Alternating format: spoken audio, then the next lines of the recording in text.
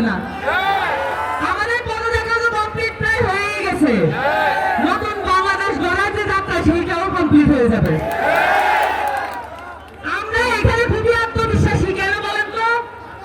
আমাদের পেছনে বসে আছে শহীদ পরিবারেরা, আমাদের পেছনে বসে আছে আহতরা, তারা আমাদেরকে কন্টিনিউয়াসলি সাপোর্ট দিয়ে যাচ্ছেন, মানসিকভাবে ভরসা দিয়ে যাচ্ছেন, যাতে আমরা কখনোই আশাহত না হই।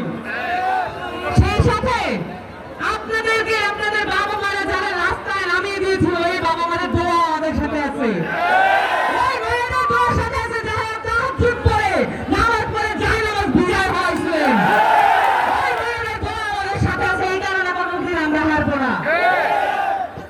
আমাদের একটা ঘোষণাপত্র দরকার, আপনারা তো দেখছেন।